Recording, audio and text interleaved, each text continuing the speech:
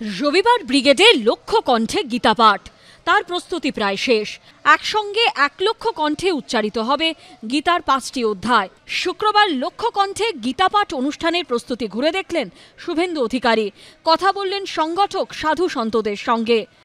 আমরা নিচে থাকব, ভলেন্টিয়ারের কাজ করব, আর গীতা যখন পাঠ হবে তখন গীতা পাঠে হিন্দু হিসেবে অংশগ্রহণ করব। ব্যবস্থাপনা মানে সরকারি সাহায্য বর্জিত এত বড় কর্মযজ্ঞ তারা এখানে করছেন। রবিবার সকাল থেকেই শুরু হবে অনুষ্ঠান। গীতার 5টি অধ্যায় পড়া হবে। উপস্থিত থাকবেন দ্বারকার শঙ্করাচার্য সদানন্দ সরস্বতী এবং পুরীর জগন্নাথ মন্দিরের দৈত্যাপতি। গীতা পাঠে গলা মেলাবেন ইমান আলী শেখ এবং ফরেজ লস্কর রাও। রবিবার ব্রিগেডের ময়দানে যখন 1 লক্ষ মানুষ গীতাপাঠ করবেন, তার মধ্যে এমন অনেকেই থাকবেন যারা হয়তো সনাতন হিন্দু ধর্মাবলম্বী নন। তার একটাই কারণ তারা বিশ্বাস করেন এই গীতা কোনো ধর্মগ্রন্থ নয়, এটা হলো ভারতীয় দর্শনের মূল, আর সে কারণেই তারাও সামিল হচ্ছেন এই গীতা পাঠের আসরে। ব্রাহ্মণ পড়ছে পুরাণ, আমাদের মাওলানা পড়ছে কোরআন, কিন্তু মালিক এমন লিখেছে কিন্তু দুটো জিনিস হিসেব করলে বিবেচনা করতে একই। সনাতন মানে শাশ্বত এবং বিশ্বজনীন সংকীর্ণতাকে একদম ছেঁটে কেটে ফেলে দিয়েছি। যে গীতাকে ভালোবেসে সনাতন ধর্মকে ভালোবেসে এখানে আসবেন তাকে স্বাগতম স্বাগতম স্বাগতম। ইতিমধ্যেই প্রস্তুতি শুরু করে দিয়েছেন তারা।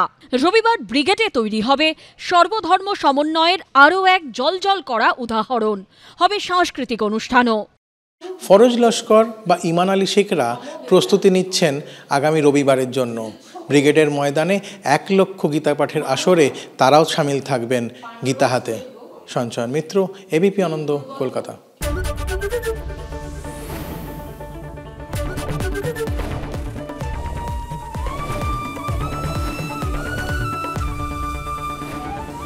এবিপি আনন্দ, এগিয়ে থাকে, এগিয়ে রাখে।